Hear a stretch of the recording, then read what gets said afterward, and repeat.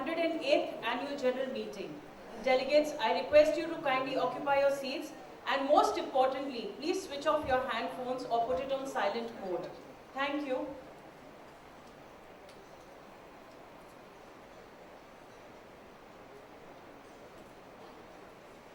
It is now my pleasure to invite Mr. Dilip Piramal, IMC President, to deliver the welcome address to this August gathering.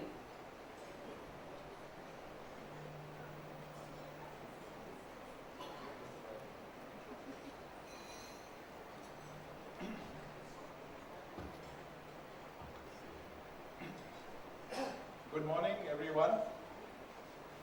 Our esteemed Chief Guest, Mr. Rahul Bajaj, Mr. Azim Premji and Mr. Ramadurai are expected at about noon, 12 noon.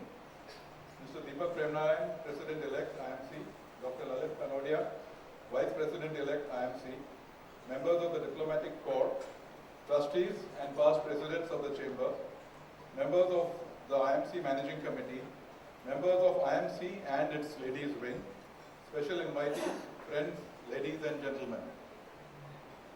It is with a deep sense of satisfaction and humility that I welcome each one of you to this 108th Annual General Meeting of the Indian Merchants Chamber. It has been an honor to head this century-old prestigious organization for a whole year and steer it to its present position.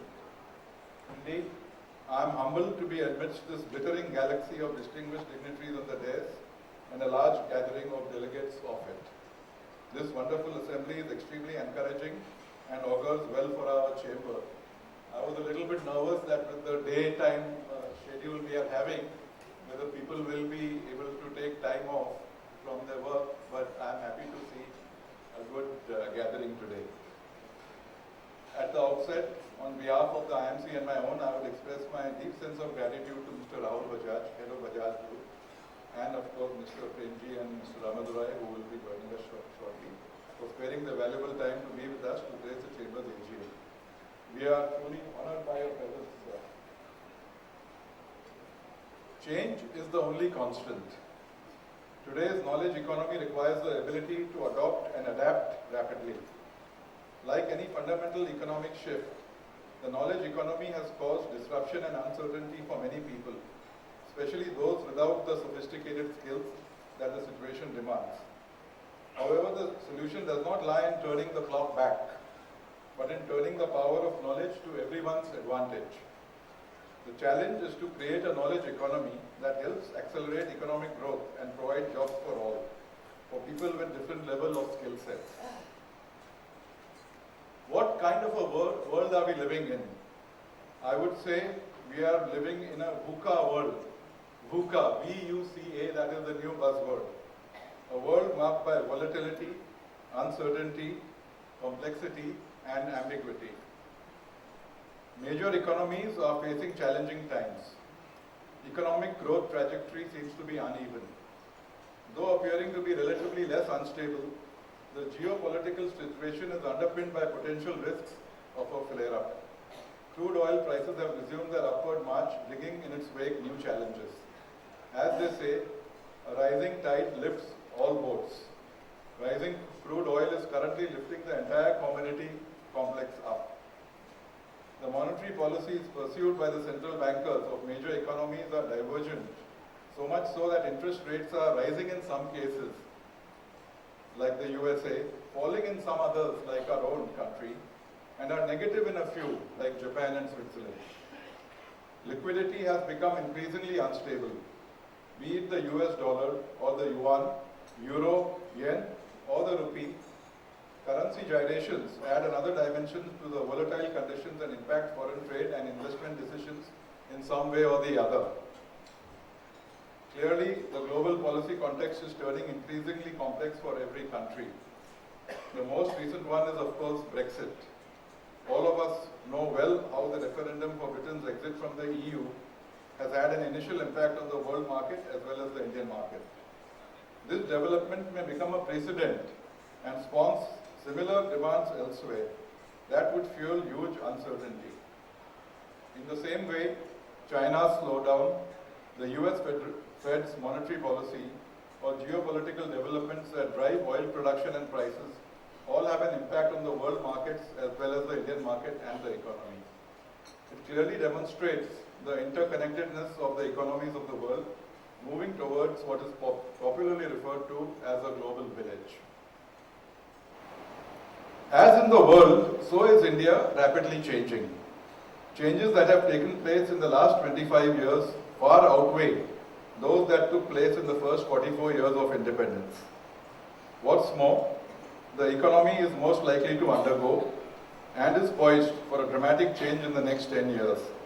And the changes may be beyond our imagination today, just as what has happened in the last 15 years, nobody could imagine 25 years ago.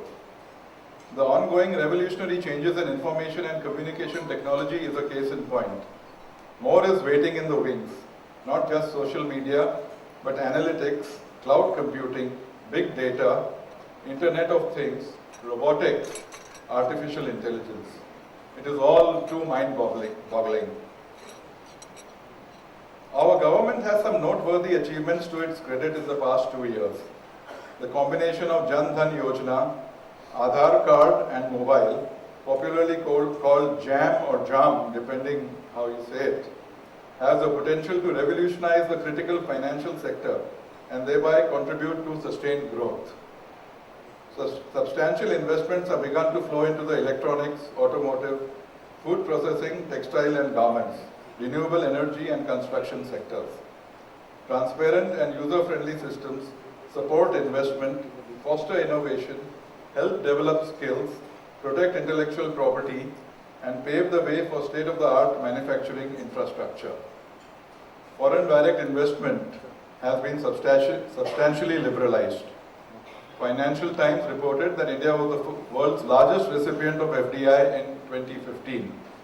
From the fiscal year 2013-14 to 2014-15, total FDI equity inflows grew by 27% in dollar terms. India has become a major global investment destination.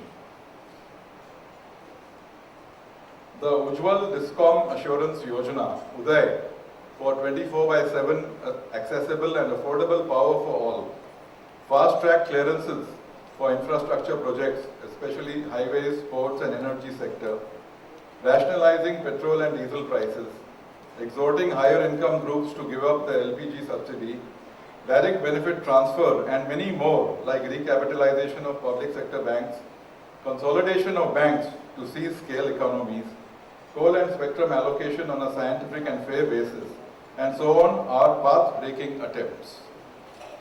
Some of the key programs launched by the government to date include Crop Insurance Scheme, Digital India, Skill India, Smart Cities, Swachh Bharat Mission and many more. On current reckoning, in 2016-17, India's growth is expected to be robust, mainly due to resurgence in domestic demand, particularly rural demand, on account of above normal southwest monsoon forecast for 2016. Supported by low crude oil prices, the WPI has remained in the negative territory for an extended period. Public sector investment, along with implementation of the 7th Pay Commission recommendations, also is expected to boost urban consumption demand. Passage of the GST bill would be a game changer for the economy, and we hope it is on the annual, it will be done very soon. Another very remarkable feature was the recent launch of 20 satellites by ISRO at one go, which is a clear proof of the country's remarkable advances in science and technology. Earlier, we launched a mission to Mars. We have the potential to join the world's elite club and be amongst the world's top 10 countries overall, not only in space. I'm talking of the overall economy. That success would be sweeter if only we were able to lift our per capita income from the bottom quartile that we are at present in. Dividends from the 3 Ds, democracy, demography and demand, are slowly but steadily being realized. Those at the bottom of the pyramid are expected to benefit over time. There are areas of concern though. Despite robust economic growth, our social indicators are nothing to be proud of. Globally, India ranks low on the Human Development Index. This must change. I see water as another looming problem. After 2 successful years of bad monsoon and the ravages it wrought on the rural economy, the need to manage our water resources scientifically is back in sharp focus. Investment in building check dams and reservoirs, rejuvenation of water bodies, water conservation and watershed management must receive priority in policy attention. Also, I would like to see more attention paid to 2 critical issues. One is job creation and the other labor reforms. Coming to the events of the Chamber, it is with a sense of both pride and humility that I wish to assert that all our events, big or modest, were very well received. This year the emphasis has been more on substance. Of course, we've had our usual list of high-flying ministers, etc. For the benefit of our esteemed guests, I wish to take this opportunity to highlight a few of the outstanding events during 2015-16. Visit of Shri Rajnath Singh, Honorable Union Home Minister, visit of His Excellency the Governor of Maharashtra, Shri Vidyasagar Rao, and the Union Minister of State for Finance, Shri Jayant Sinha's participation as chief guest in our banking and finance conference held after a gap of a year. But what gave me immense satisfaction was the visit of Maharashtra's Chief Minister Shri Devendra Fadnavis and his encouragement engagement with the Chamber. I am convinced that the Chamber's relationship with the government of Maharashtra now stands elevated. Importantly, on behalf of the Chamber, the CM bestowed the emerging manufacturing giant from Maharashtra to 2 highly deserving business houses from Aurangabad, the Jain brothers Tarang Jain and Anurang Jain, and of the Varroc and the Endurance group.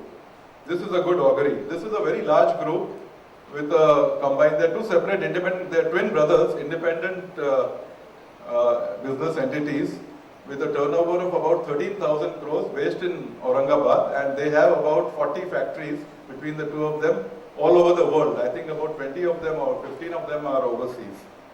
And the Chief Minister was very happy. He wasn't aware of this group, and he was very happy that such a large group exists based in Aurangabad. And I think that has established a very close relationship with the government of Maharashtra. I must also mention about our successful collaboration with the Free Press Journal newspaper, with whom we jointly conducted several seminars and panel discussions, graced by a number of eminent personalities as high-quality speakers. The media has covered our activities extensively throughout the year, which has also been a source of great satisfaction. A detailed audio-visual presentation after my speech will show the highlights of our events. Ladies and gentlemen, and my dear members, I have now something very important to share. After over 100 years, IMC has decided to change its name from the Indian Merchants Chamber to IMC Chamber of Commerce and Industry.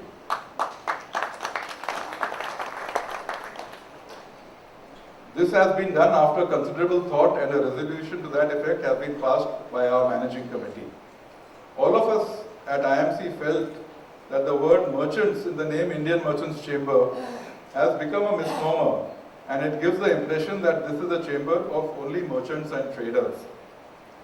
The composition of members has changed, and today it has many industry manufacturer members as also professionals in its fold. So the word merchants needed to be replaced. At the same time, over the years, the acronym IMC has become such a strong brand that we could not afford to lose it. This dilemma has been vexing us for many years. I am happy to inform you that we have now found an excellent solution. As I mentioned, our new name, IMC Chamber of Commerce and Industry, will retain the IMC brand while giving the institution the sense of an industry association also. Our new name has just been approved by the Registrar of Companies, and after its passage at an extraordinary general meeting, it will come into effect. This should take about 2 months. Ladies and gentlemen, it is time for me to express my gratitude to those who stood by me, supported me, and encouraged me during the year. I wish to thank wholeheartedly all the IMC trustees, past presidents, members of the managing committee, and chairmen and members of various expert committees whose support and guidance helped me during the year. I thank my Vice President Deepak for his support and interaction during the year. My wife Shalini Piramal has not only headed the ladies wing admirably, but has been a source of strength for me over the last 12 months. And today she is offered to do the job of the MC also. Thank you, Shalini, for all your support. I've also helped her as ladies wing president. I think that was a bit more, which she might agree. Past presidents Nanak Rubani, Prabodh Thakkar and Sailesh Haribhakti have always responded to my requests. May I say a big thank you. Also, I wish to specifically thank committee chairman Chandan Bhattacharya, who organized the banking conference, Meera Sanyal, who organized the Portland's conference, Snehal Parekh, who organized several conferences, and that was a real achievement.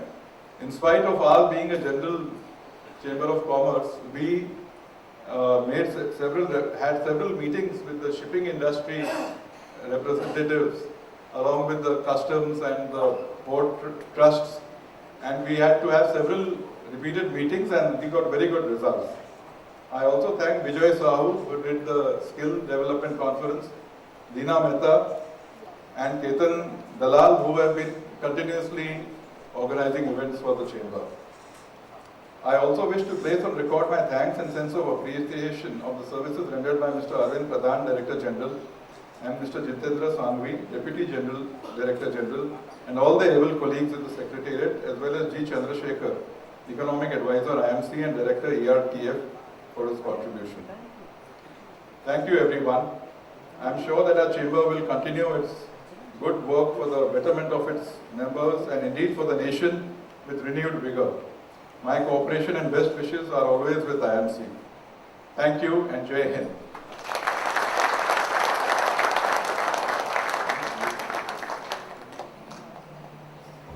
Thank you, Dilip ji. We now present an audio visual of the events and initiatives that have taken place in this year. Can we have the audio visual, please?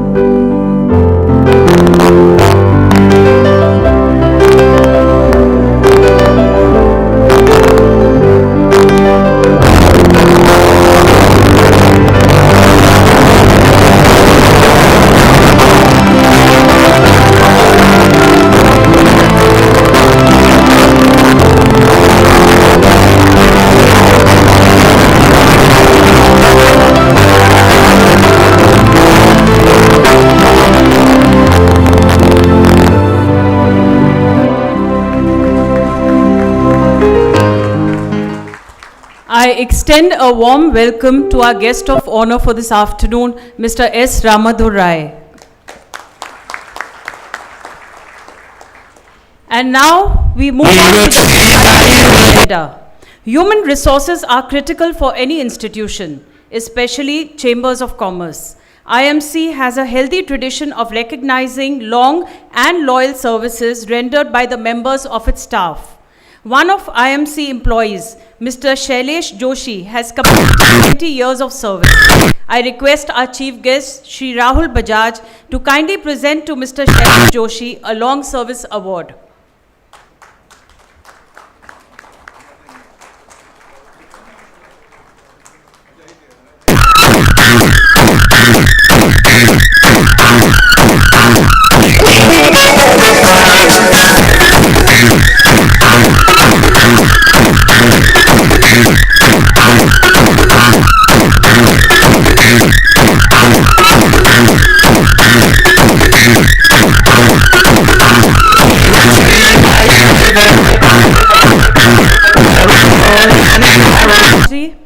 And now it's time for a special token of appreciation.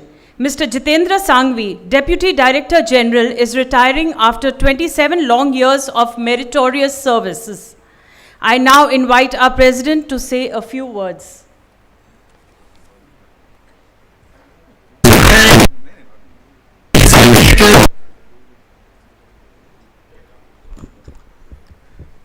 Friends, as I leave the office, it is quite a momentous day because one of our colleagues, Mr. Jitendra Sanghvi, where are you, Jitendra bhai? Please stand up.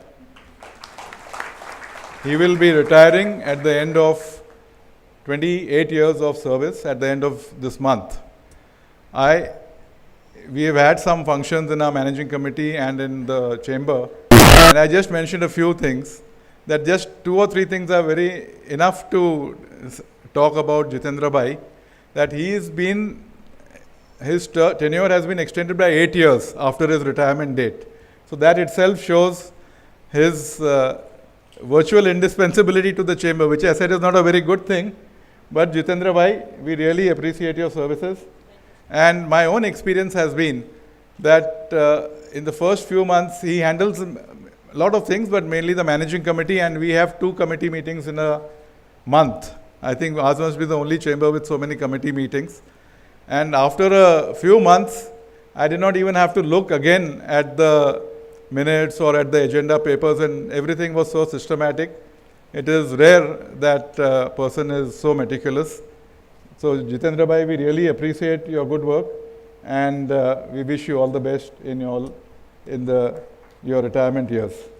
And now I request our chief guest to kindly come in the front and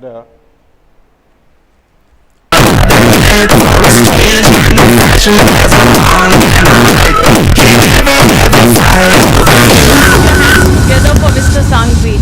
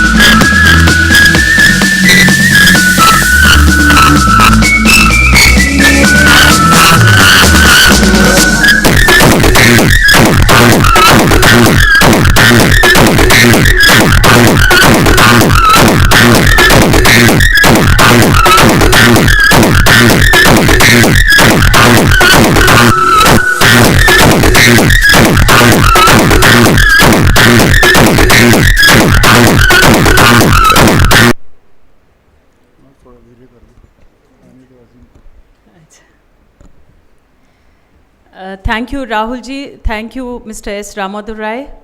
From time to time, IMC publishes highly relevant reports of topical importance. Today, we release a book which is a report of the IMC Portland's conference, Vision to Action, held on May 23rd, 2016. I request Mr. Piramal to say a few words on the book.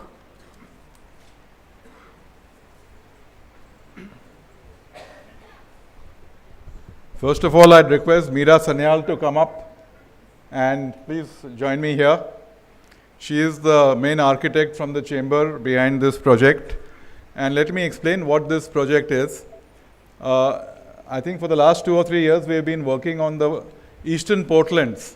That is all the land on the eastern side of the Mumbai Peninsula. As you go from on the Eastern Express Freeway, which goes from VT to Chembur, the land on the right-hand side belongs to the Bombay Port Trust.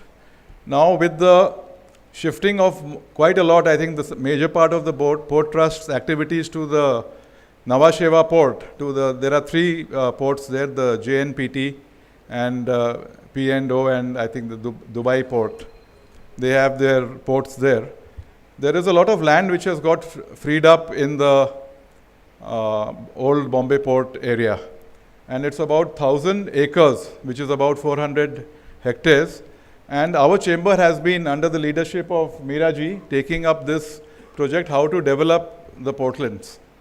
And we had a conference on May 23rd, I think. And the proceedings of that conference have been put into a book. We released a book 2 years ago also which was the study of the portlands. Now we have made more specific details of what we should do for the lands, and it's a fantastic opportunity.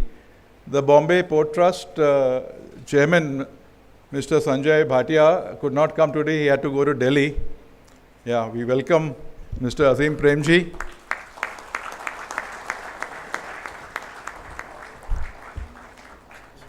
I am at peace now. Our chief guest had come one time, but they had indicated that they had other engagements. So,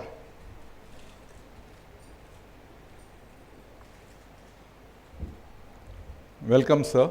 So, we will now release that publication. We'll ask our eminent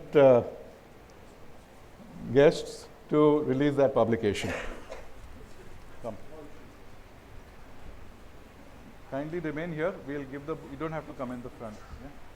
Yeah? All the books are in that. All the books are in that. I now request Mr. Rahul Bajaj, Mr. S. Ramadurai, and Mr. Azim Premji to kindly release the book.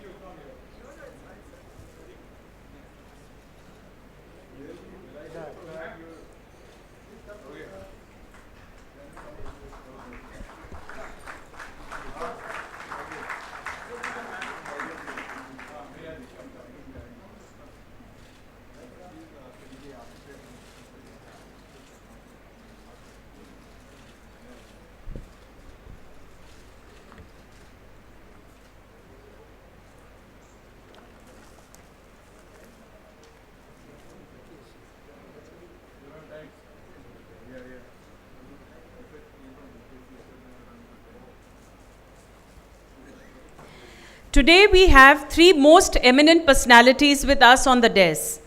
Our chief guest Sri Rahul Bajaj and the 2 guests of honor Mr. S. Ramadurai and Mr. Azim Premji. As is our tradition, we wish to welcome them with a bouquet of flowers. Give me one.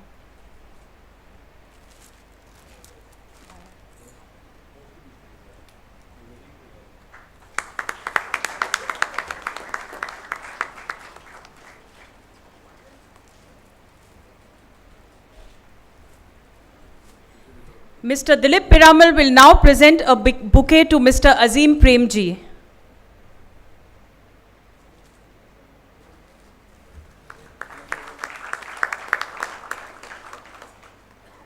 I now request Mr. Deepak Prem Narayan to give a bouquet to Mr. S. Ramadurai.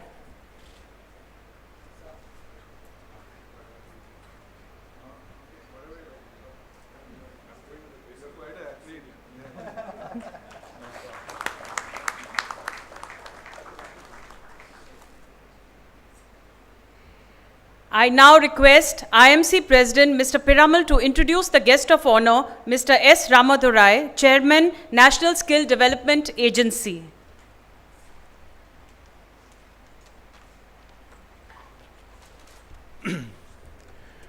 Many of our eminent guests members were very keen to introduce Mr. Ramadurai, but I thought that if another eminent person introduces him, there will be a never-ending chain of introductions.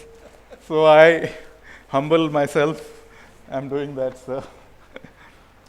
Mr. Ramadurai has been in public service since February 2011. Currently, he is the chairman of the National Skill Development Agency, NSDA, in the rank of a cabinet minister. The NSDA is an autonomous body that coordinates and harmonizes the skill development efforts of the government and the private sector to achieve the skilling targets of the nation.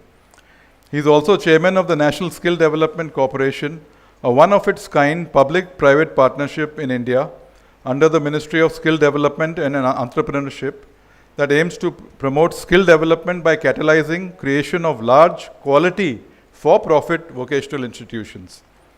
He took over as the CEO of Tata Consultancy Services in 1996, when the company's revenues were at $155 million, and since then led the company through some of its most exciting phases, including its going public in 2004. In 2009, he retired as CEO, leaving a $6 billion global IT services company to his successor. He was then appointed as the vice chairman and held office until he retired in 2014, after an association over 4 decades with the company. And I think for the last 10 years, TCS has been the number one company from a market capitalization basis. In March 2016, he retired as the chairman of the Bombay Stock Exchange after having served for a period of 6 years on the board. He continues to be an independent director on the boards of Hindustan Lever, Unilever Limited, Asian Paints Limited, and Piramal Enterprises Limited. Given his keen passion to work for the social sector and community initiatives, he also serves as the chairman of the Council of Management at the National Institute of Advanced Studies and the chairman of the governing board at the Tata Institute of Social Studies. He is also the president of the Society for Rehabilitation of Crippled Children, which is building a super specialty children's hospital in Mumbai. In recognition of Mr. Ramadurai's commitment and dedication to the IT industry, he was awarded the Padma Bhushan in January 2006. In April 2009, he was awarded the CBE, the Commander of the Order of the British Empire by Her Majesty Queen Elizabeth II, for his contribution to the Indo-British economic relations. In 2016, he was also awarded the Economic Times Lifetime Achievement Awards for his glorious contribution to Tata Consultancy Services. And of course, last year, IMC conferred a Lifetime Achievement Award to Sri Ramadurai. Ramadurai Sahib, I cannot say how indebted I am that you have come here to give an introduction and to share your views, give an introduction to Mr. Azim Premji. And it is such a magnanimous gesture. And I think it is the spirit of celebrating the success of Indian enterprise and particularly outstanding personalities like Mr. Azim Premji, who of course Mr. Ramadurai will introduce. But I think it is a magnanimous gesture, Ramadurai Sahib, for you, and I will ever be indebted to you.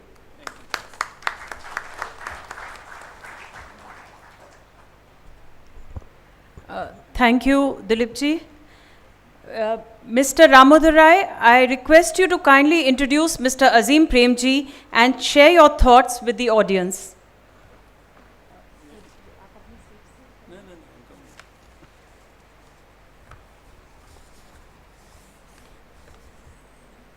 Mr. Azim Premji, Chairman Wipro Limited, Shri Rahul Bajaj ji, Chairman Bajaj Group, Shri Dilip Piramal, President Indian Merchants Chamber, Mr. Jitendra Sanghi, Mr. Arvind Pradhan, Mr. Deepak Prem Narayan, ladies and gentlemen, a very, very good afternoon to all of you. I think before I say something about Azim, since the theme of this year has been job creation through skill development. I thought I'll take about 5 minutes to at least say a few things since I have a captive audience. I think the vision to transform this country's youth through gainful skill development and enabling them to get the right wages, moving from the unorganized to the organized sector, is the central theme of whatever this government and the previous government started with has been happening. I think how does a corporate participate in this whole journey? Dilip mentioned about the public-private partnership in terms of the National Skill Development Corporation. But more importantly, the corporates themselves are doing quite a bit. But the engine of growth is going to come from the small and medium enterprises and the entrepreneurs which are going to be created in this country when we achieve a growth with employment. Now, essentially, there are 4 or 5 things I just want to mention. One is the creation of the skill development centers, where the industry owns state-of-the-art skill development centers to satisfy the corporate demands of the captive demands of the corporate itself, but more importantly, enhancing the product quality through the supply chain efficiencies. And in the areas where you are present, how do you engage with the community to make sure they are part of the ecosystem? Second one is to focus on your supply chain so that you support your supplier SMEs for ensuring skill trained amongst its employees, incentivize and mandate with your service providers, whichever service they provide. Providing infrastructure is the third one, where the industry can provide building premises and donate equipment to operate through a National Skill Development Corporation approved training partner. Become governing council members, where we have been engaging with the industry to set up sector skill councils and detail all the skill requirements of all the trades across the industry domains. I think I would urge all of your companies to join the sector skill councils as governing council members. Adopt the qualification packs, the national occupation standards, which have been developed by about 40 sector skill councils. And today, we have over 4,000 unique national occupation standards and 1,600 job roles. I think this is what gets the competency level of every single youth through skilling or reskilling and provides the necessary certification. The other one is the high participation in the apprenticeship program. We took all the industry inputs and then made sure that the Apprenticeship Act was amended. But when you look at the numbers, we are still way behind what this country should be. So we need to enhance that, step up that, so that the hands-on experience becomes a way of life. CSR contribution to the National Skill Development Fund, or your own efforts in the area of skill development and employability and employment. And finally, the adoption of the ITIs by the private sector providers. A number of private sector players have been doing that. The government is working on creating international migration centers for the people who go overseas for providing the services. Partnering on creating model centers, which are ones which can be duplicated, and quite a bit of funding comes from the government in addition to the private sector itself. NGOs, which are the last mile connectivity, how do you provide them the necessary training? And the Skill India mission, number of companies have participated, and I thought most of you every company should be a part of that. I think we are integrating all the various activities of the skill development through the National Skills Qualification Framework, starting from the school level, going to the ITIs, the polytechnics, and the education system at the higher levels. Now let me say a few things about the person who is getting the Lifetime Achievement Award today, which is an amazing recognition of what he has done. I think I've known him for quite a while, being a part of the same industry, but some of the things which come out are what he has done in the area of philanthropy, where he has been a role model of this country as a whole. Anything he has done, anything he has shared in terms of his entire wealth is known to all, but engaging more people to be a part of this journey is something which he has taught all of us. I think at a young age of 21 in 1966, he took over the reins of the Western Indian Vegetable Products Limited, a company producing hydrogenated cooking oil, and managed to diversify across various sectors like the FMCG products, light bulbs, hydraulic cylinders, to name a few. I think Wipro, as it was then rechristened, also moved into a computer business in 1980s to tap the emerging hardware and software market in India. At that time, Wipro was amongst the few Indian companies manufacturing microcomputers, which were becoming popular across the industry. Riding on the software revolution of the 90s, Wipro entered the software market. It started developing high-quality software and provided stiff competition to IBM, HP, and CSC, which were the top three IT service companies at that time. The razor-sharp focus on the customer and ensuring high-quality standards across, Wipro rose to be amongst the top three information services and software companies in India, a position which it still continues to hold today. Premji managed to break free from the reins by creating a company which was globally known and has been respected in the field of information technology when most of his counterparts in India were focused on increasing manufacturing capability towards satisfying domestic demand. Today, Wipro's global IT consulting and services business has more than 175,000 strong workforce, servicing clients across 175 cities across 6 continents, and posted revenues of $7.7 billion in the last financial year. The overall Wipro Group revenues are around $9 billion. Unflinching commitment to values continues to remain at the core of Wipro and is one of the major factors contributing towards its success and endurance across all these years. I can go on and describe the successes achieved by Azim Premji in the information technology industry. However, I would like to take a few moments and talk about the social and philanthropic endeavors undertaken by him. Premji firmly believes that business organizations have a social responsibility not only to employ ethical, fair, and ecologically sensitive business practices, but also to actively engage with fundamental societal issues. Economic value, according to him, can only be sustainable if created on a foundation of ethics and responsibility. In 2001, Premji established and personally endowed the Azim Premji Foundation, a not-for-profit organization, with the vision of enhancing quality and equity in the public school education system in India, especially in the rural areas, to build a better society. Azim Premji Foundation works in 7 states of India which have over 300,000 schools. In 2011, the foundation established the Azim Premji University, which is focused on teaching and research programs in education and other areas of human development. He is the first Indian to sign up the Giving Pledge, a campaign led by Warren Buffett and Bill Gates. The campaign aims to encourage the world's wealthiest people to make a commitment to give most of their wealth to philanthropic causes. Over the past few years, he has given away 39% of his stakeholding in Wipro to a trust focused on philanthropic initiatives and social causes. Respected for his business acumen, unwavering ethic, and a fervent desire to give back to the society, Padma Vibhushan Shri Azim Premji will always continue to remain as a role model to emulate in the Indian industry. I congratulate you on receiving this Lifetime Achievement Award in Information Technology today. Congratulations and thank you very much. Thank you, Ramadurai ji. I now invite Mr. Dilip Piramal to read the citation.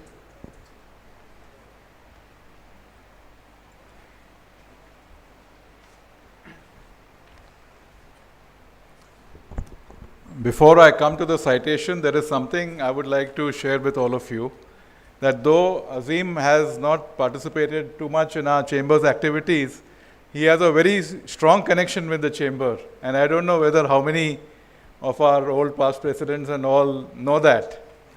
His father was the youngest ever president of the Indian Merchants Chamber in 1946. That is Mr. M.H. Hasham Premji. This is something which I have known for a long time, and whenever I had the chance, I used to ask Azim to address us, and by taking recourse to that is my great connection your great connection with the chamber, and that is why you are obliged to come to the chamber. And I think that is why he has come all the way from Bangalore to accept this award. So thank you, Azim. And I don't know if any of our elder members recollect your father's presence here. I will now just say few salient features of citation, because almost everything has been covered by Mr. Ramadurai. And I'll read now. His unflinching commitment to values is the driving force of this great success story. Customer focus is never compromised at Wipro. The Azim Premji Foundation works relentlessly in 7 states of India with over 3 lakh schools with a view to improve the quality of school education. In 2005, the Financial Times included him in a global list of 25 people, dramatically reshaping the way people live, work, or think. Time listed him amongst the world's 100 most influential people in 2004 and again in 2011. In 2003, he was named by Fortune and by Forbes as one of the 10 people globally with the most power to effect change. In 2011, he was awarded the Padma Vibhushan. The century-old Indian Merchants Chamber compliments and congratulates Mr. Azim Premji on his stellar contribution to India's socio-economic development in general and the IT sector in particular, and is honored to present him this citation.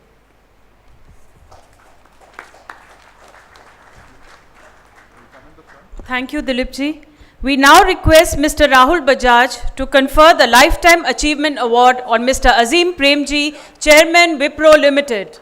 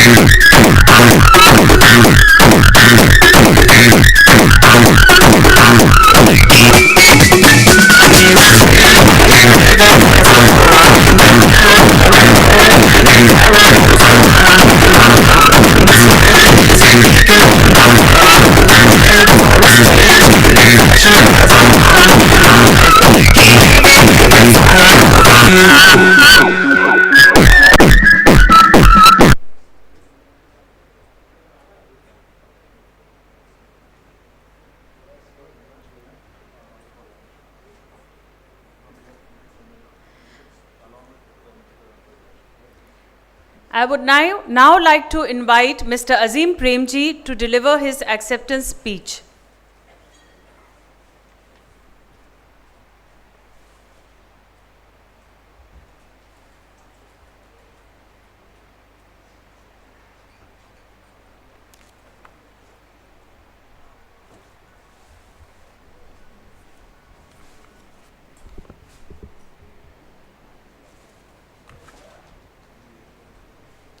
Good afternoon, ladies and gentlemen.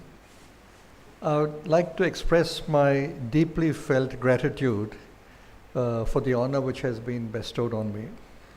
Rahul, Dilip, Deepak, and all members of the Indian Merchants Chamber, I thank you very much for this award. I must mention that whatever I have been able to achieve has only been possible because of Team Wipro.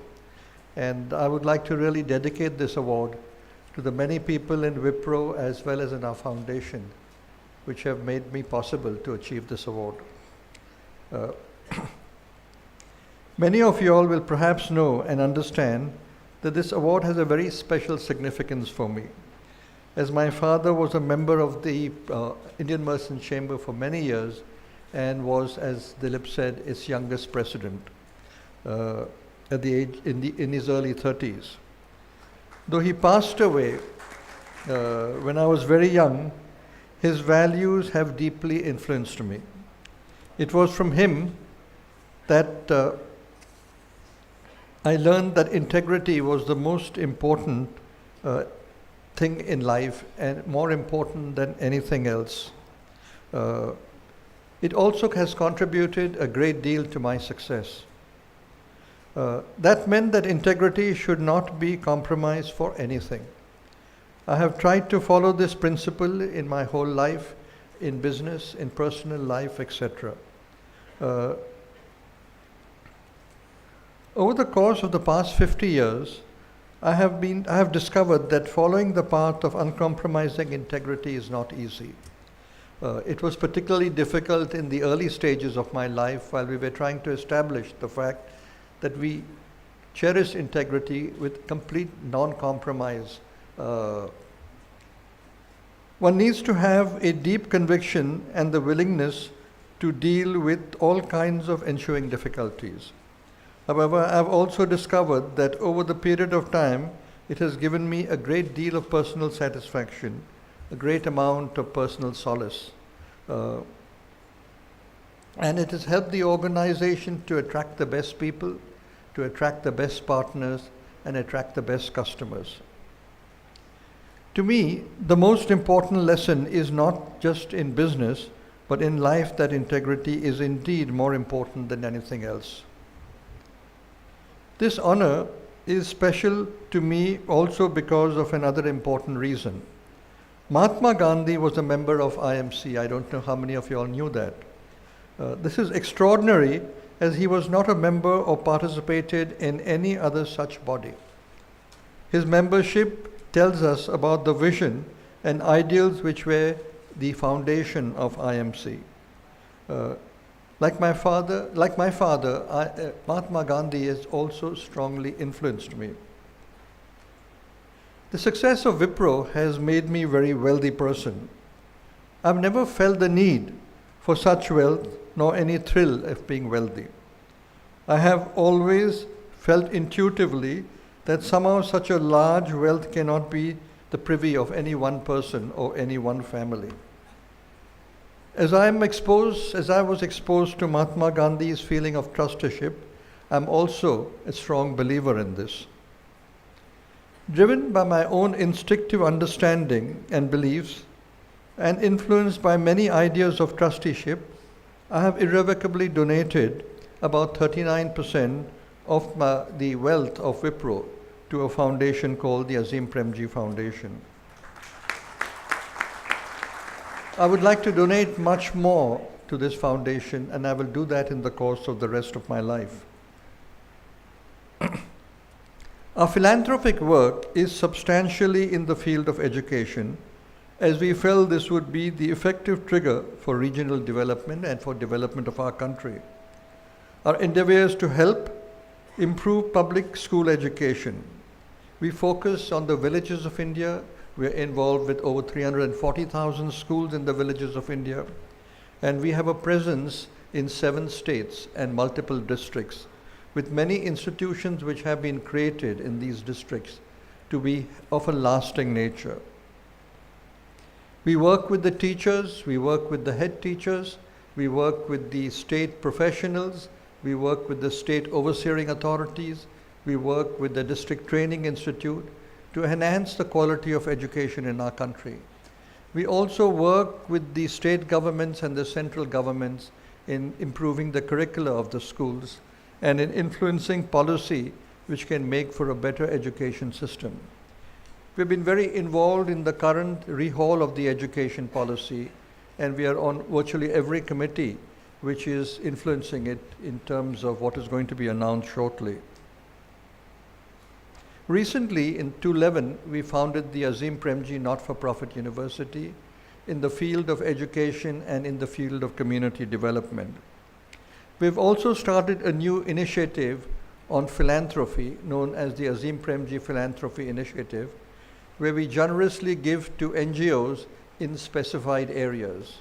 The areas which we give to is in the area of governance, in the area of deprived people like deprived women, deprived farmers, marginalized farmers, vulnerable parts of society. And we have recently launched a major program with the Orissa government in improving the quality of nutrition in the country, in the state.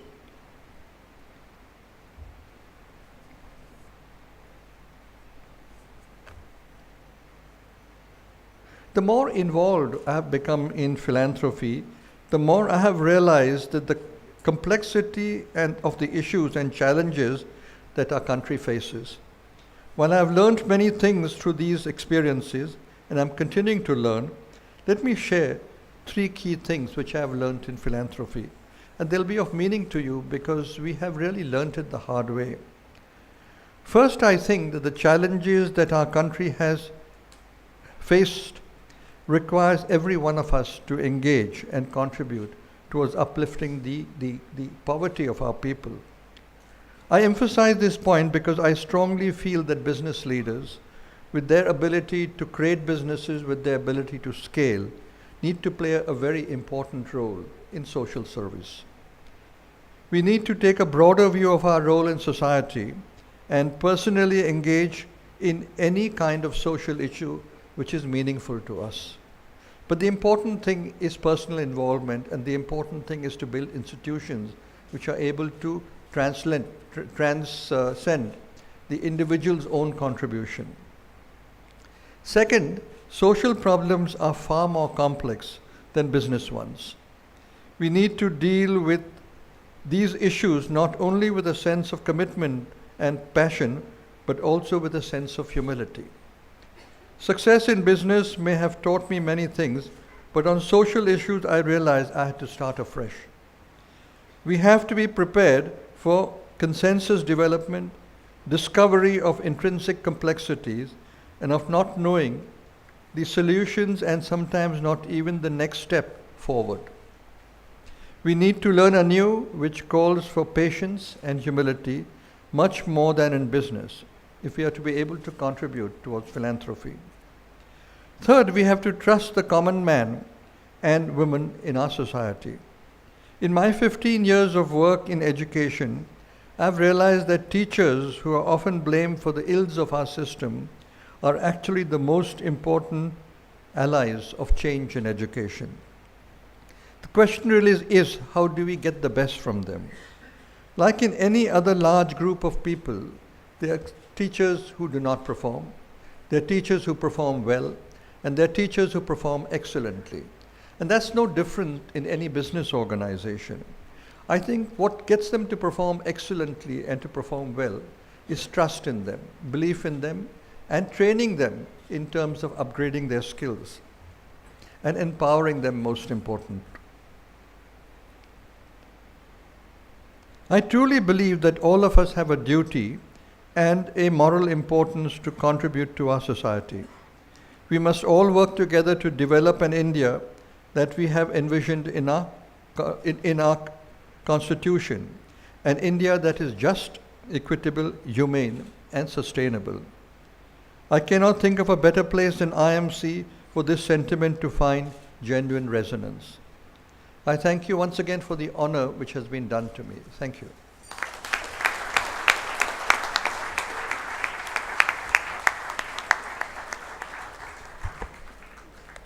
Thank you, Mr. Azim Premji.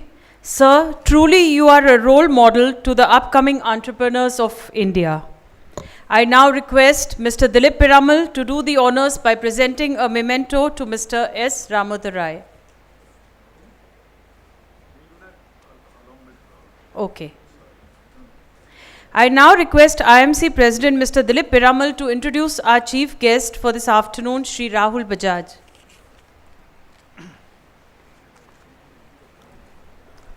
Once again, there were many eminent of our members who wanted to introduce Mr. Bajaj, but then again the never-ending chain of introductions would have gone on. And I'm sorry that we are running, Rahul Bhai, a little bit late, behind schedule.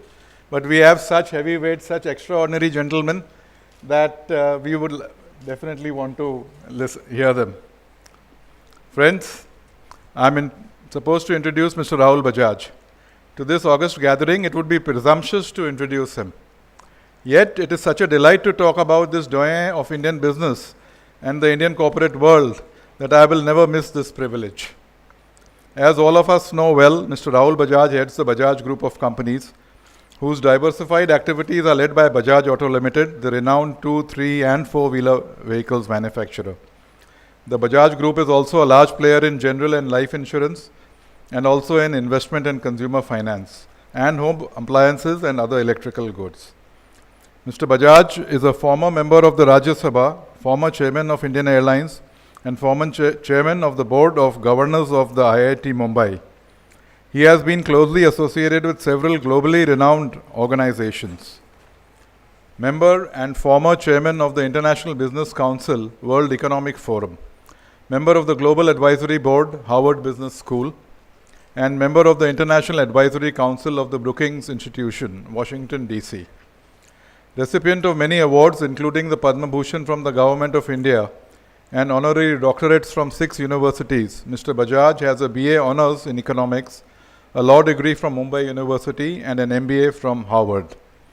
Above all, Mr. Bajaj is widely respected for his vision and deep insight into the Indian and global economy and macro-level world developments. He presents his views to the public, to the business world, as also to the government without fear or favor. He is outspoken and has the courage of conviction to stand up and call a spade. In our country, where we generally kowtow to the politicians, Rahul Bhai is a rare exception who speaks his mind, and all the politicians I know are quite scared of him. Because he says the truth and he is always correct.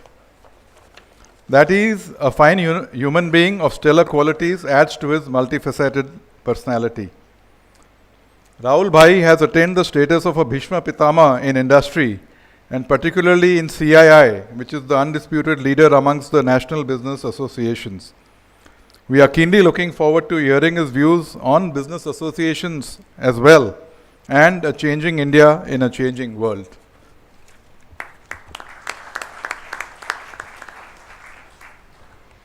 And now, ladies and gentlemen, the moment we have been waiting for is here. It is a pleasure to invite Shri Rahul Bajaj, head of Bajaj Group, to deliver to this august audience his keynote address on changing India in a changing world. Rahul ji, the mic is all yours.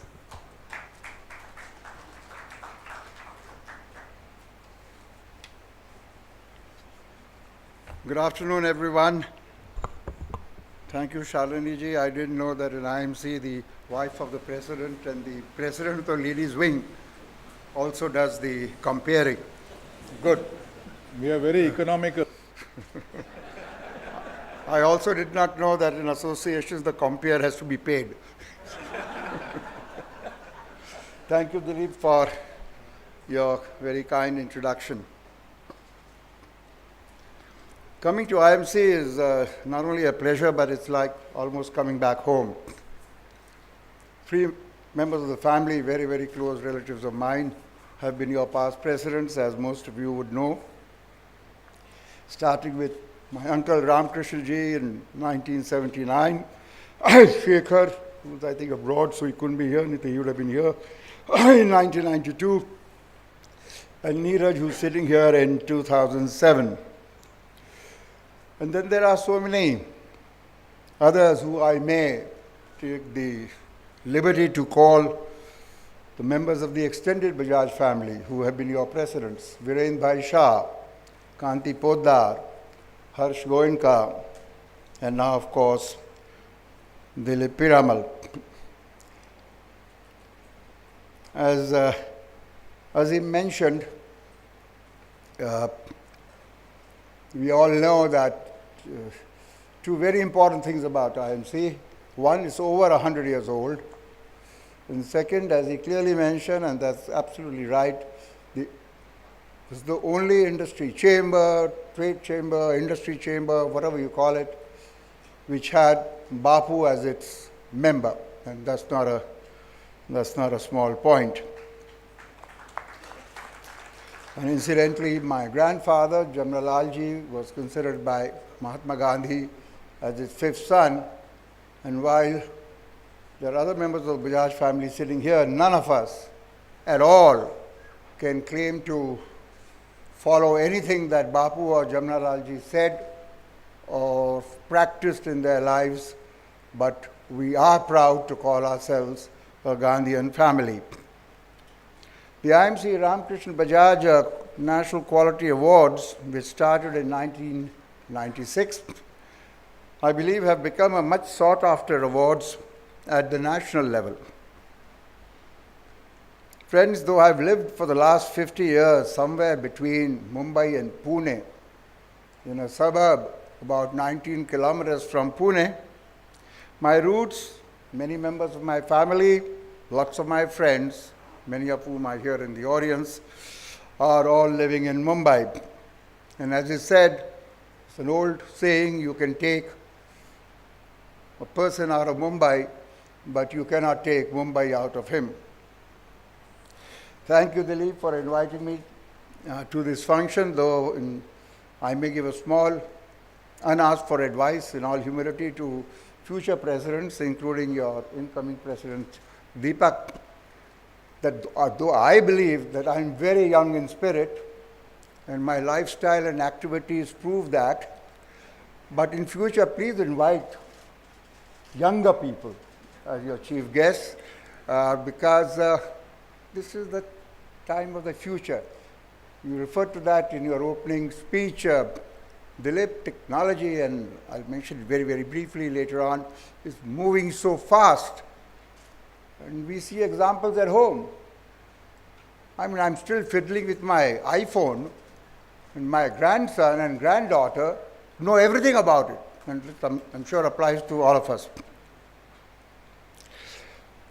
Friends, today there are three themes which I wish to share with you.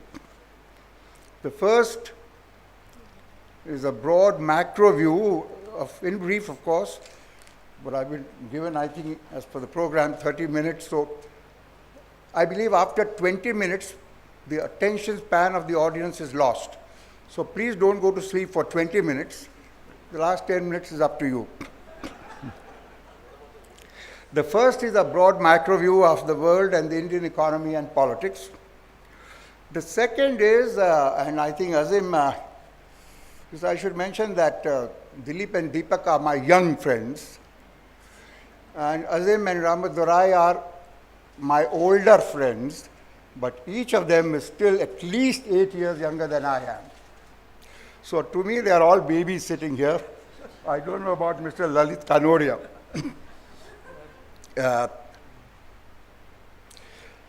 So the second is what I believe has been the Achilles' heel of Indian business and its relationship with society.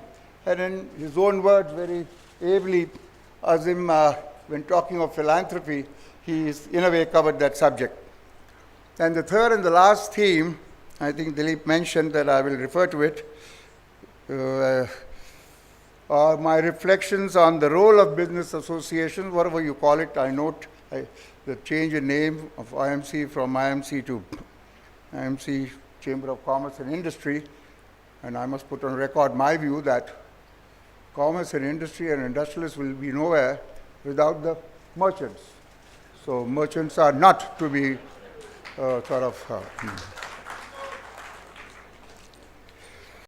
So the first topic on the world and in India, global economy looks weak and directionless. The economic macro numbers are anemic and worrying. Low growth, very low inflation. I think Dilip referred to it, zero, and even in some countries, negative interest rates. What that means is a subject by itself. Compounding this is the political storm brewing in Europe and the United States, and the continuing sandstorm engulfing the Middle East. The growth of the far right in Europe, people like Marine Le Pen in France, and you know all the other names in Holland and Italy and other places, and Germany. Now, challenging Angela Merkel, its immigrant crisis, which is the biggest crisis faced by Europe since the Second World War, and its security conundrum, and of course, the recent referendum in United Kingdom, known as now Brexit, where however close it was supposed to be, and it was very close, but I stayed awake till quite late on the night of 22nd, I think it was, and the early reports, very narrow, but were in favor of remaining in. So a person like Nigel Farage said, and I heard him say that I believe that those for staying in are going to win. Then I went to bed, and when I got up and opened the TV again on BBC, the thing had changed, and 48-52. So even though we knew it was close, I think it was a shock to the world. Everybody thought remaining will win, however narrow, whether it was wishful thinking or whatever, and so it was quite a shock, and we know what's happened all over the world. In the United States, for various reasons, one can go 50 states, state-wise. What are the strength of the Democrats? I was in America last month, and we got all details of state-wise, which are Democratic states, which are Republicans, etc., etc. One can go into more details rather than make generalized forecasts. And no one knows, of course, what will happen on November 7th when the presidential elections and governors and senators will be elected. But based on what I've heard, I think still it's difficult for Trump to win. But the funny thing is, in view of what's happening in the world and in view of Brexit, a Trump victory is no longer impossible. And does that election campaign promise to be stormy? And meanwhile, China, as you know, has slowed down, and hence the global economy has very little wind in its sails. Fortunately, India, you all know as well as I do, is picking speed despite such a global environment. Low oil prices, result of the global slowdown, and the re-entry of Iran in the global oil markets have benefited India. The real impetus, in my view, however, in India is coming from the political process. Which brings me to the general point that businessmen should pay heed to politics as much as to economics. Inflection points nowadays seem to be more influenced by politics. Similarly, politicians, in their bid to be elected, should pay more heed to the economic impact of their decisions. And a good example of this is the recent development of Brexit and what its short, medium, and long-term implications will be for UK, of course, to a large extent also to EU, and probably to a lower extent, except as a contagion effect, to the rest of the world, including India. For India, the macro numbers relating to GDP growth, fiscal deficit, current account deficit, inflation are all very good. But the micro numbers, many numbers, I'll refer to a few, relating to still private investment, credit offtake from banks, industrial growth, manufacturing growth are not yet satisfactory. Two bad monsoons have had an economic and a very serious human cost. And consequently, employment growth has been tepid. Let's face it, any country, emerging markets, and a country especially of 125 billion people like India, foremost what we need is employment. Employment, employment, employment. Without that, we cannot go far. And if you have 60% even, 55% even on agriculture, and if America has 2%, in the next 30 years, forget 2%, let's say you come to 30%, still very inefficient, but better yields per acre, better productivity than today, 25 to 250 to 300 million people will have to shift from agriculture to manufacturing and services. And that's apart from the, how many? 12 million a year, which are thrown up in the labor market each year. We all know manufacturing cannot absorb it, probably not even services. And in employment, that's why we say now, instead of having only those who are job seekers, we need more and more job creators. And Sri Ramadroy also mentioned and your theme about employment through skill development, education, etc. That's why it's extremely important, because how long will you give doles? How long will you give subsidies? Money doesn't drop from heaven. It's ultimately going to come from taxes, or if you keep printing money, it will come from inflation, which will hurt everybody, and most of all, the poor. So you have to provide jobs, for which, as I will say later on, growth is a prerequisite, but a little bit later on that. The direction of the government, in my view, on economic issues is generally correct. We did have problems in the previous 9-10 years of the government, especially in what we call UPA 2. And in some sectors like power and roads, there is clearly, we can see, tangible improvement. But there is understandably a degree of inexperience in some ministries. You can't blame anybody. Many of them are not ministers for the first time only, which they are.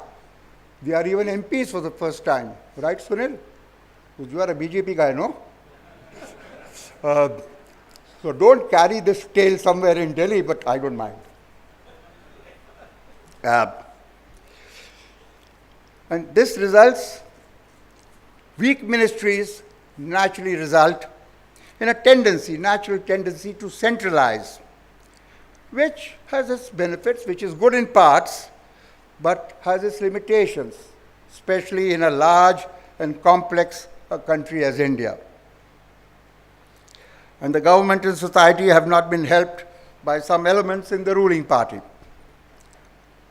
Hopefully they constitute its fringe, who ignite unnecessary socially divisive issues and vitiate the social environment.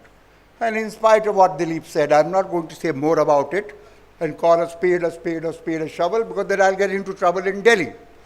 So this is enough, because I think some of us saw this interview with Arnab of our Prime Minister. And I believe the interview was excellent. Why? The Prime Minister gave excellent replies. I'm not sure how excellent were the questions. They were very nice questions, right? Azim, did you see it? Otherwise, go and see it. If such questions are asked, well, I also can reply very well. But I'm happy the reason I had the guts even to say about this extremist fringe, that was asked. Arnab did ask 2-3 nice questions. They were asked, and clearly, the PM said he doesn't support that. Now, what does he do about that is not for me to say, it's none of my business. But he doesn't support them, just as he doesn't support my friend, I must say, my friend Subramaniam Swamy. He made it very clear.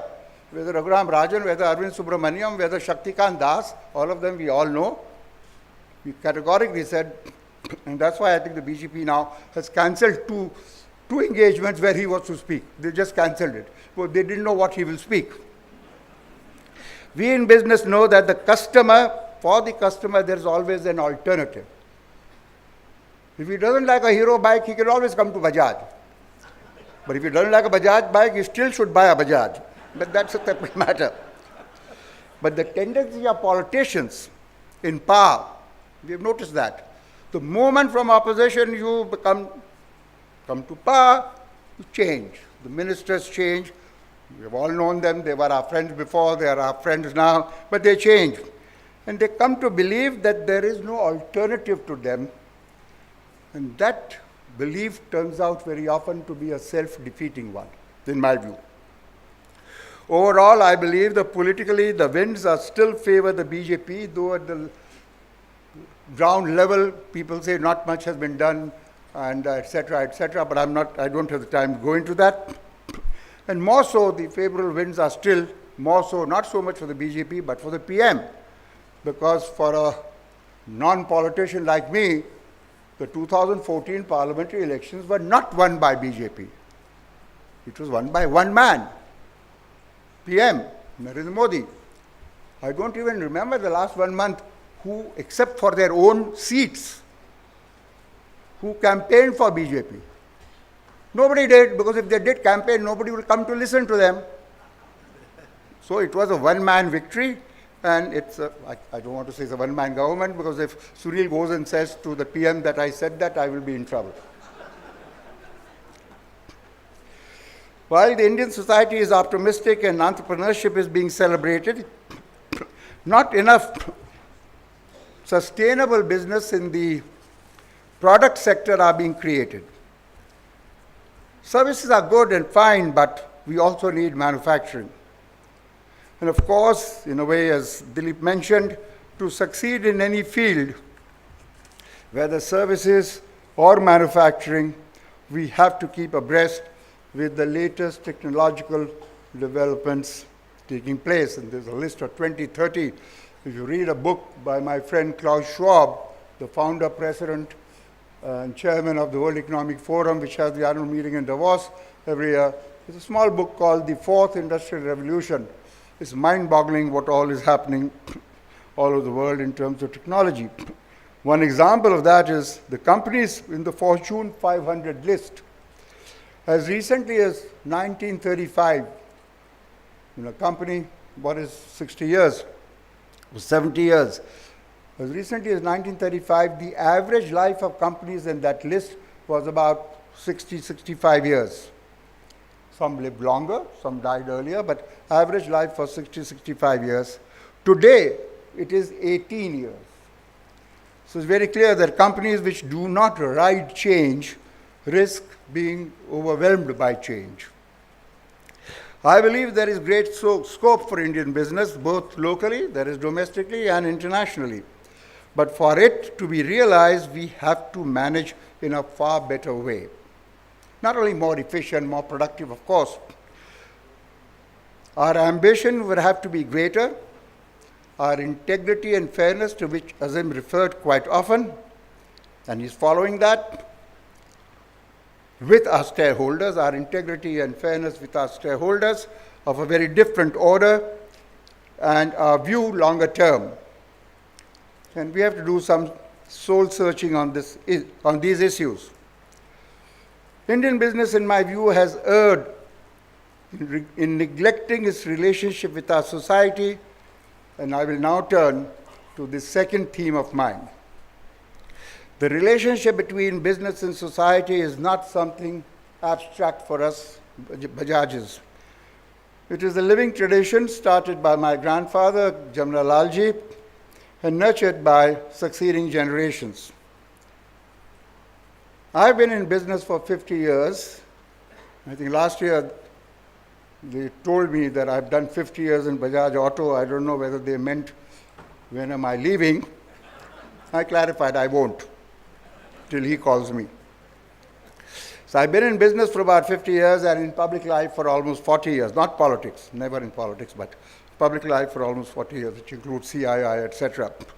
Hence, this subject of the relationship between the corporates and society has absorbed me in my mind for some time. Even now, 2 decades after the liberalization of 1991, the relationship between business and society in our country is not satisfactory, is not good. And this is not good for business. Yes, business has been sinned against, but it has also sinned. In many ways, I won't go into that because all of you know it better than me. I will only say the NPAs of banks, but more than that, NPAs anybody can have. That doesn't make you bad. There could be justified reasons for that. But the willful defaulters, as defined, illegal accounts in Switzerland, etc., about which also PM spoke quite a bit yesterday, these are not helping. In reality, leave your own perception. The 2 categories of people who have the worst perception in most countries of the world, that's the only relief we have. But definitely India, are politicians and industrialists. These are the two who don't have a good reputation. For a nation to progress, it is important that its business prospers. But for its business to prosper, business must ensure that society sees it as furthering its needs and objectives. The needs and objectives of society, the business must also further. And this mutuality and interdependence are important, and the onus of building and sustaining this, in my view, lies with business. One has only to reflect on failed countries. I can't name anybody, but like parts of Africa and the Middle East, to understand that without a well-functioning society, there can be little real business. Business has and needs social underpinnings. In the 21st century, we are clearer about the basis of a prospering society.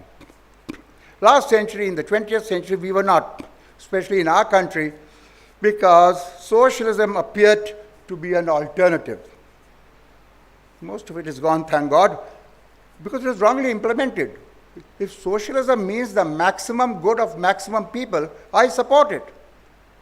But if it means the rich get richer and the poor stay where they are, and that's what was happening in all corruption and crony capitalism, then it's no good. That's how it was done. So it was very badly implemented. Unfortunately, this 20th century view continues to cast a shadow still on a lot of people in our thinking. To prosper, however, the society has to be based on private property. Everybody may not agree with me. But to prosper, I believe the society has to be based on private property, and so will be essentially private sector oriented. But it also has to be inclusive, and this is very important, and I'm not a politician, I don't need anybody's votes. This is my belief. And there are many examples in the world now, what's happening. Till 3-4 years ago, I used to travel and meet chairmen of companies all over the world. When we had meetings and talked of poverty, they all talked of poverty. Poverty should be reduced, poverty should be reduced. And I said, inequality? So what's inequality? Nobody wanted to talk about inequality. Inequality among nations, inequality within a nation, inequality within a company. They didn't want it. They said, Rahul, garibo ko upar utha lijiye, the foreigners and all. Get your poor up, we'll help you in that. But they were worried inequality reduction may mean for them to go down, which nobody is suggesting. Last 3 years, whether it's World Economic Forum, whether it's Brookings, and I'll come to that in a minute in passing, whether it's the elections, whether it's Brexit, it's all about inequality. And of course, terrorism because of immigration, ISIS and all that.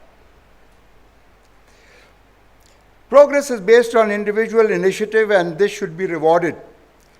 This is reasonable. But the difficulty arises in ensuring that this initiative leads to socially beneficial outcomes and not socially undesirable outcomes. Also, how much should such initiative be rewarded? Should there be or should there not be limits on it? This and similar questions are important, and there needs to be social consensus on them. Massive inequalities, and all of us here, especially Azim will agree, massive inequalities are both morally abhorrent and socially unsustainable.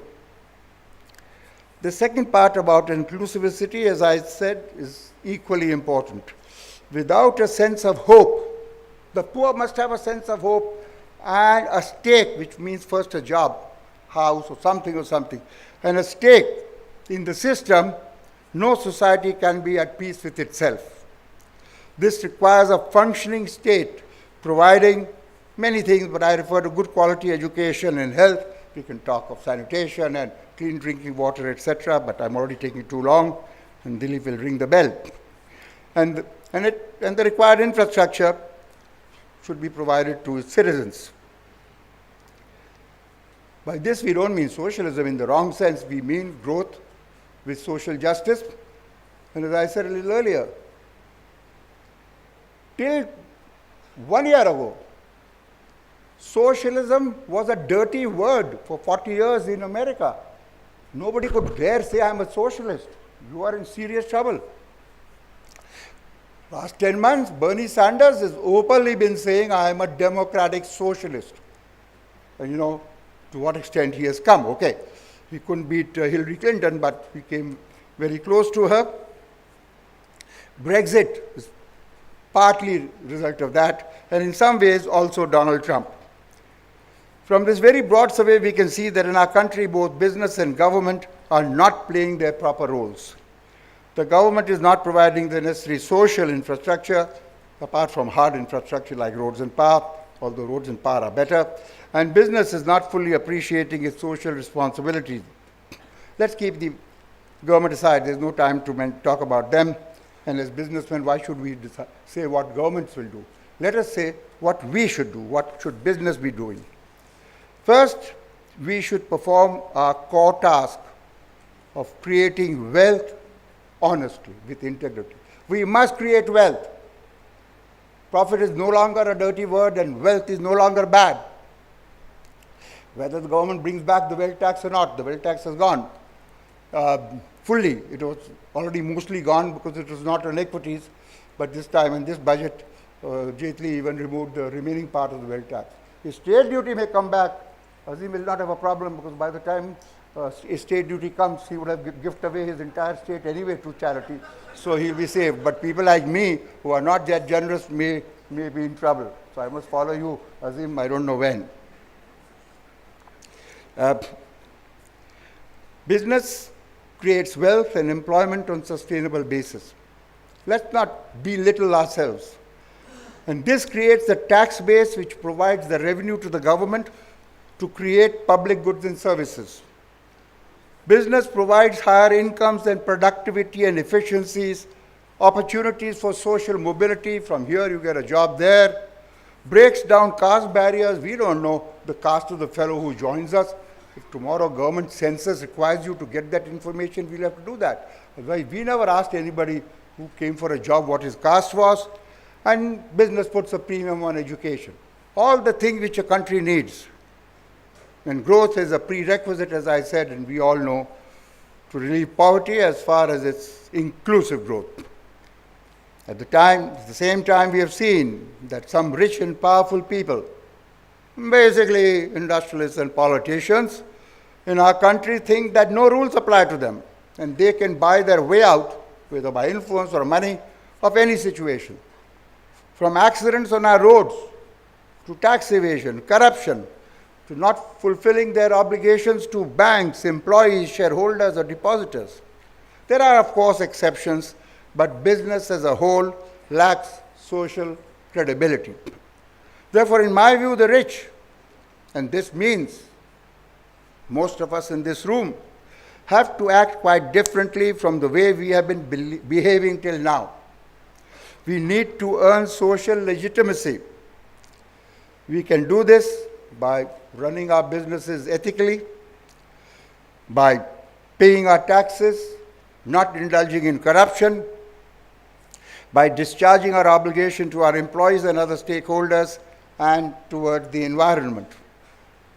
By reining in our greed and using a part of our income and wealth for social ends.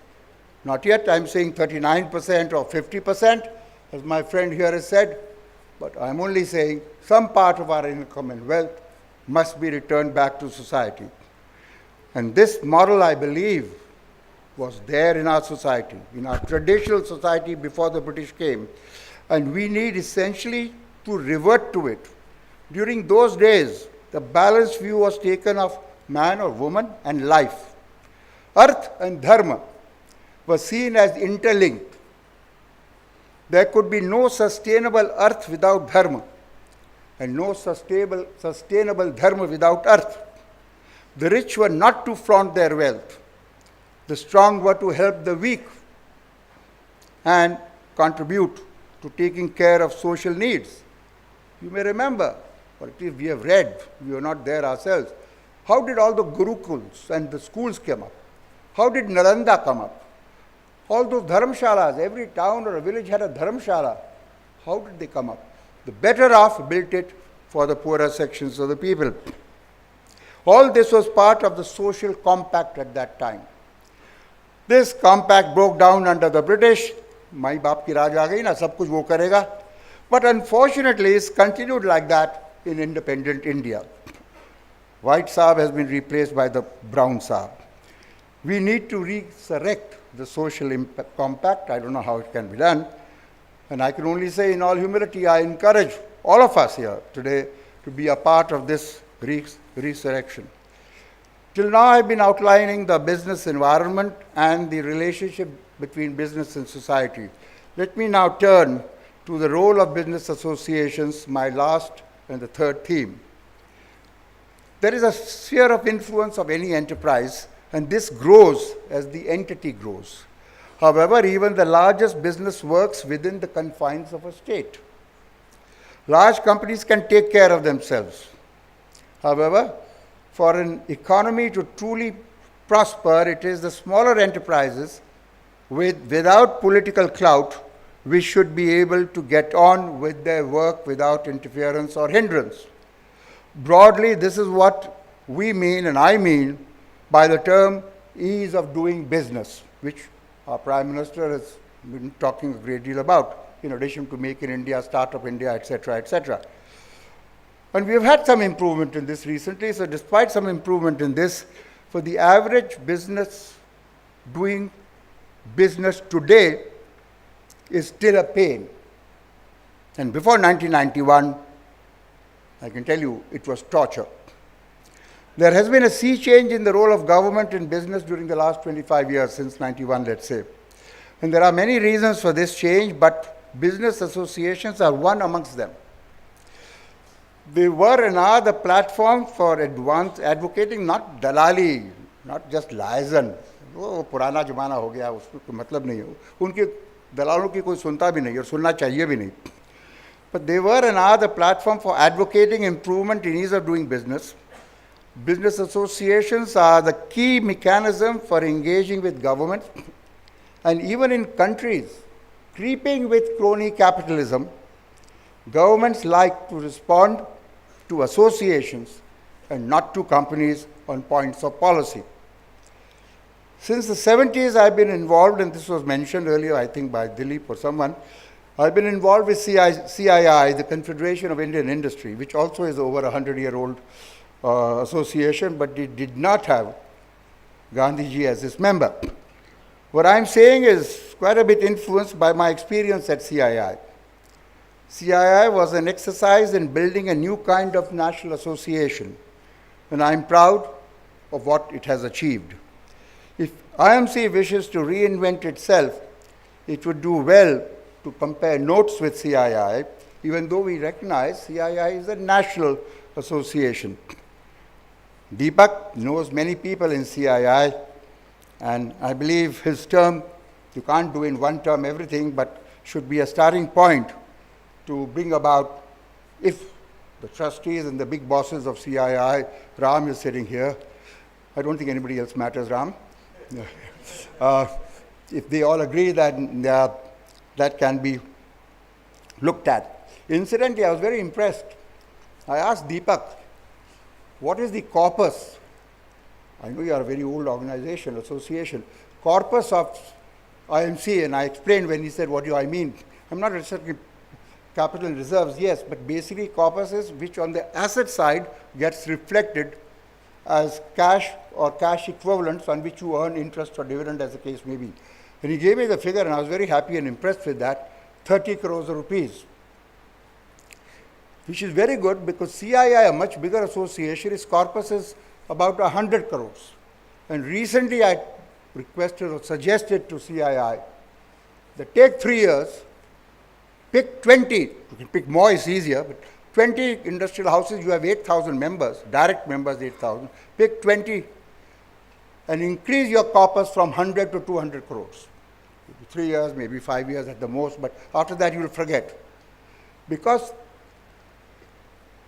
an association has to do good work for economic development of the country, industrial development of the country, and for the good of its members. They are your owners and they are your customers, and customer is king. And many of those activities don't earn income, and only membership fee is not going to be able to keep you going. So if you have a big enough corpus, if then the income on that at least can take care of some expenditure.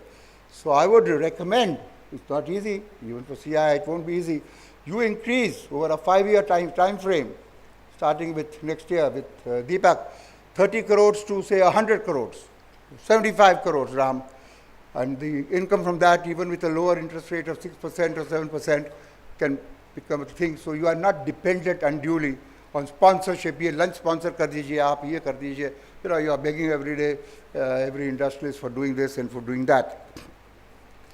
There has been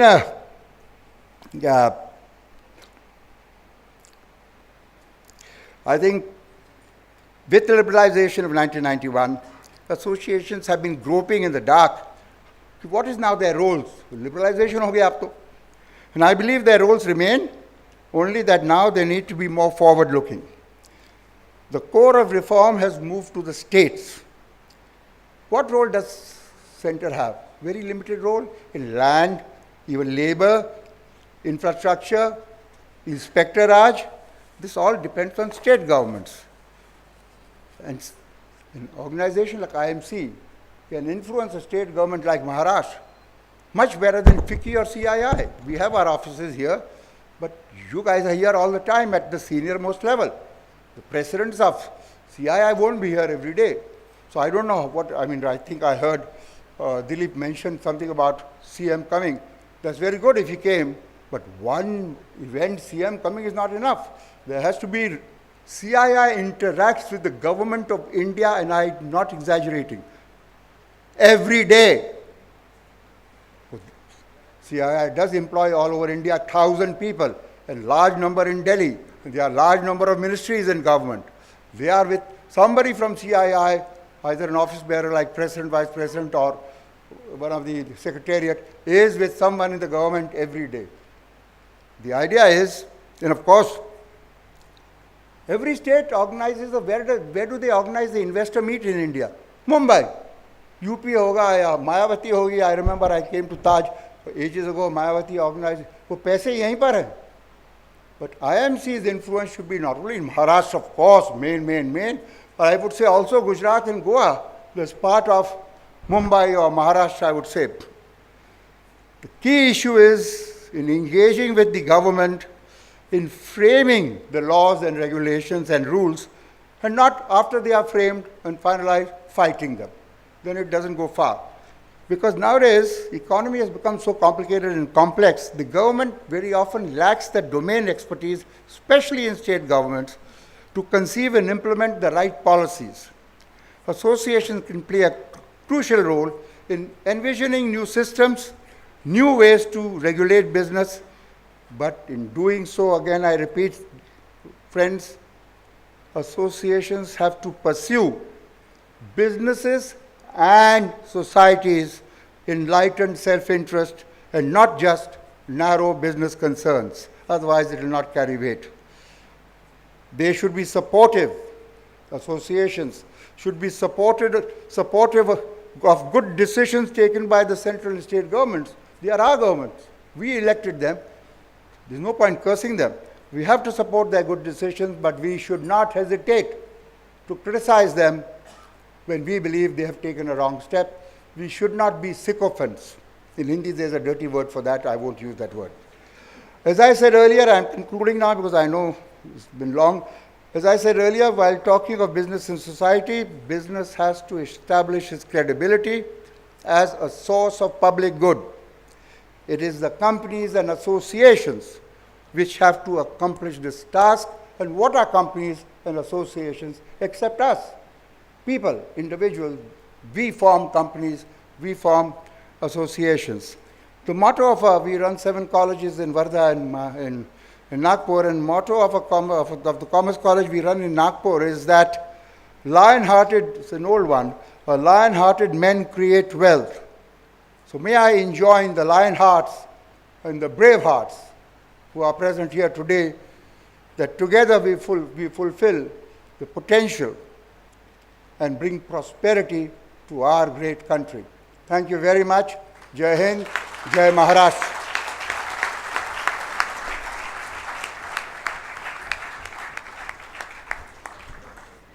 Thank you, Rahulji, for your enlightening and inspiring words of wisdom. Mr. Dilip Piramal will now do the honors by presenting a memento to Mr. Rahul Bajaj.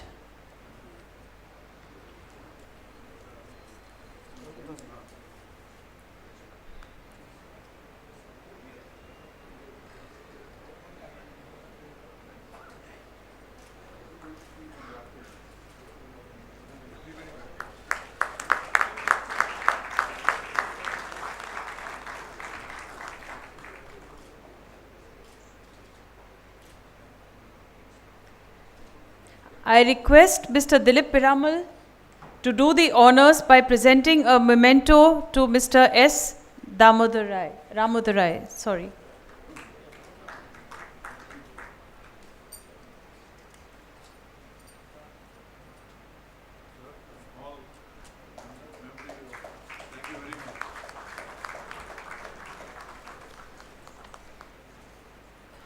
Rahulji, please bear with me once more. I request you to present a memento to the outgoing President, Mr. Dilip Piramal.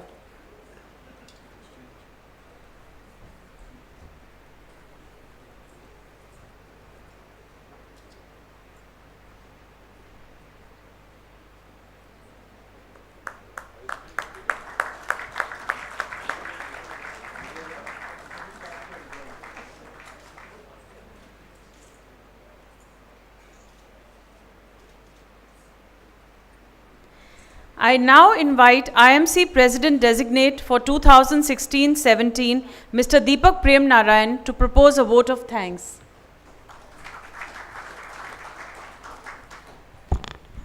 Thank you, Shalini. You can see what digital technology has done.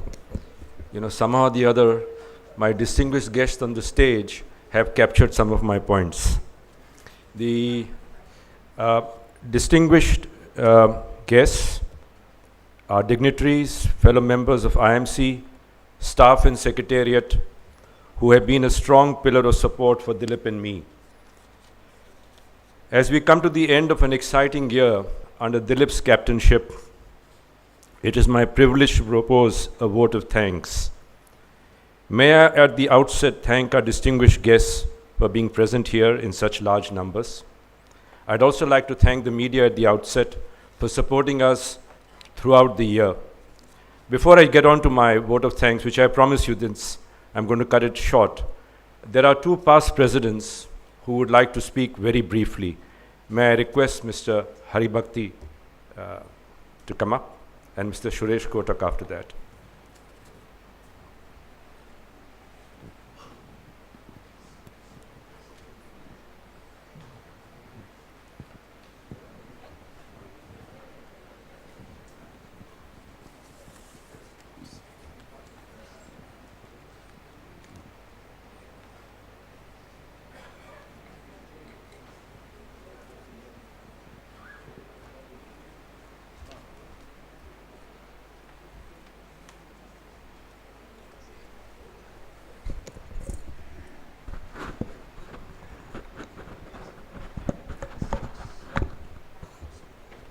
Our chief guest, Sri Rahul Bajaj, guest of honor, Sri Azim Premji, Sri Ram Durai, and other friends on the dais, and ladies and gentlemen. My brief is to propose a vote of thanks to our immediate to our outgoing president. I cannot say immediate past president. Dilip, you have really led the chamber in a very distinguished manner throughout the year. The year has been wonderful. It has been humming with activity throughout the year, and you have led the chamber in an exquisite manner. And I would like to propose a very hearty vote of thanks to you for the excellent work done by you. I would like to welcome our incoming president, Deepak, and incoming vice president, Ladiji. I would also like to appreciate the excellent work done by Shalini as the President of the Ladies Wing. And I would like to welcome the incoming President of the Ladies Wing, Radhika ji. I don't know whether she is here. She's here, first. Okay.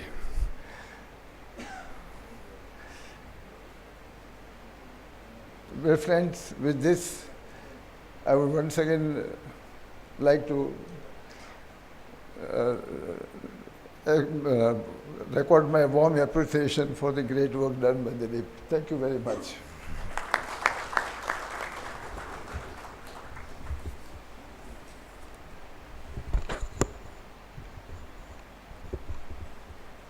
Mr. Kotak.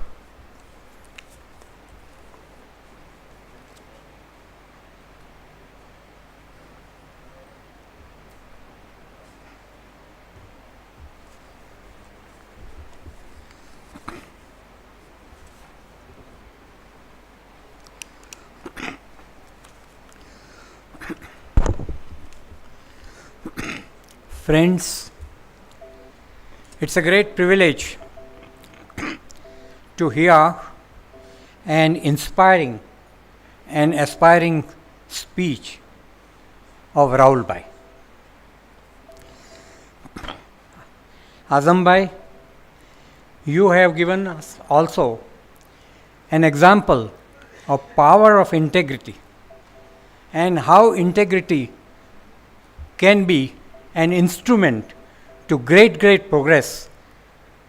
Very heart-rending approach coming from heart, and it is really very encouraging to hear all that. Ram Durai ji, about IT and about the power of IT, the technology and the new and emerging society. It was really a feast to be here, to be listening to such a motivational speeches. And Rahul Bhai, we will do all our best in this chamber. And Dilip Bhai, he has created a non-conventional approach, bringing various dignitaries, experts, and who is who into the chamber. One who can give best of the advice, interactive, macroeconomic focus has been the strong point of Dilip Bhai, and Dilip Bhai has done very well in giving new ideas, new thinking.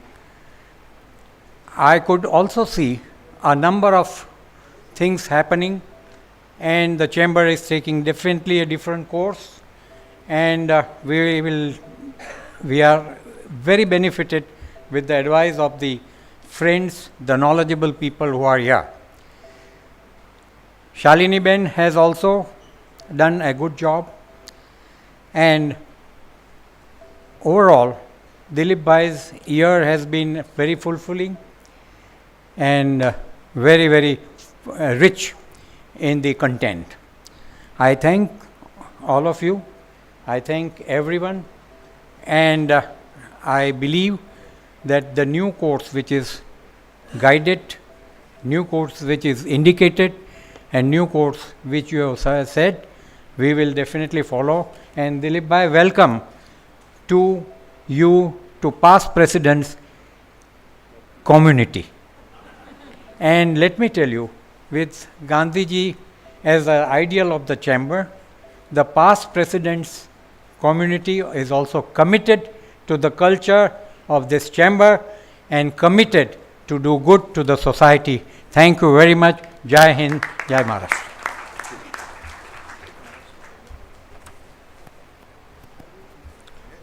Thank you, Mr. Kotak and Mr. Hari Bhakti. I'll quickly wrap up now. Dilip, you have always batted from the front. And, this has been an outstanding captainship, and you've been our Virat Kohli. Okay? I just want to make 4 very quick points. In his innings, which others have said he brought excellent speakers, there has been a very strong focus on time management. Due to his unstinted efforts, there has been an increase in our surplus. And lastly, you can also see what IMC does. You know, the past presidents, you can see it on them, and Dilip now looks 10 years younger. Okay. IMC is also sincerely grateful to Mr. Ramadurai, Chairman, National Development, Skill Development Agency, sir, for sparing your valuable time. He's known and renowned as the guru of IT. Please forgive me if I'm going to be brief because others have said things, but you know how I feel about you. I keep joking with him, how many have you recruited today? 100 has it been crossed? And that's what at one time he used to do. A Padma Bhushan awardee because he took the flag of India all across the globe. His dynamic leadership, under which, as I said, the digital technology copied the figures, he grew from 160 million to 6 billion in terms of a company. Today what you're doing as the chairman, because of skill development in the medium term, our exports, because an issue that we have today is quality. And with better skills, when quality is passed on to the SME, MSME, value addition will come in terms of our exports. And Mr. Bajaj also touched on that. I would now like to acknowledge Mr. Azim Premji. Sir, thank you for taking the time to come. At least I can say I have one thing in common with you. I come from the same college. A true giant of the IT industry, a great entrepreneur, I can keep talking. You again, sir, have laid the map of India in the world. And the Padma Vibhushan that you got was very richly deserved. People have spoken about your philanthropy, and I have seen that even people globally have benefited from your philanthropy. One very quick thing, Azim used to get down at Bandra station. His home was on Carter Road. And he used to walk home. He knows why I'm saying that. That reflects his humility, that reflects his value system. And lastly, and most importantly, to our chief guest, Mr. Rahul Bajaj. First and foremost, sir, for honoring us today and sharing your wisdom. Each time that one hears you, there is a lot to learn. And I take this very seriously, what you said, to increase the corpus of IMC. Can we meet tomorrow, Rahul? Yeah? Yeah. Sorry? I'll go abroad. Okay. When you come back, Rahul. Okay. I see you abroad. Okay. His prestigious awards have been mentioned, but I just like to emphasize 5 lifetime awards. That's Mr. Bajaj for us. The Padma Bhushan is there. He has been one of India's greatest visionaries. Under his stewardship, Bajaj as a group, within the last 50 years, I believe, I could be wrong, but no Indian group has increased its market cap the way Bajaj has done. And Rahul has played a very important role in that. Today, in the auto business, in his two-wheeler business, I think you're ranked number 3 in the world. In the three-wheeler business, number 1 in the world, sir. That reflects your perseverance and your vision. Bajaj FinServ, which is one of your newer babies, within a short time, you can see how it has excelled in financial services and in insurance. And its market cap today is almost on par with Bajaj Auto. That's the powerhouse that he has created. Last but not the least, philanthropy. You know, you do things and your family has done things without fanfare. You've reached the poorest of the poor in different parts of the country.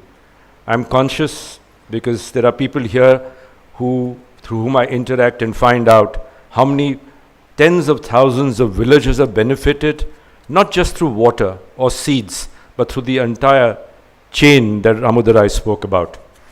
How changing people's lives. Rahul, I'd be failing in my duty if I didn't say that I have tested Rahul inadvertently, but when there is a good cause, he doesn't wait for anything. He's not bothered who's on the other side. He rolls his sleeve any bats for you. Thanks, Rahul. Okay. One very quick thing. Thank you, everybody. But I may request now all of you to stand up and give a standing ovation to Rahul, Azim, and Mr. Ramudarai. And of course, Dilip, who's parting.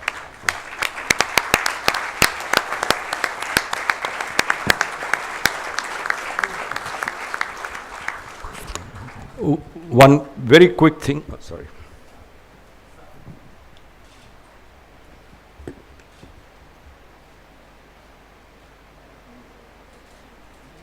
Are you putting a vision up for the next year? Yeah? Okay. Is the vision? Yeah. Okay. Okay. Come, Shad. Delegates and participants, this brings us to the end of the session. Please join us for lunch at the far end of Crystal Room. Also, please note the business session and first managing committee meeting for IMC members will be conducted immediately in the adjoining gateway room. I repeat, this meeting is for IMC members only. I also request our IMC Ladies Wing top leadership to escort our dignitaries to the gateway room for lunch. Thank you. Lunch is also way down at the back. I don't know. Nando.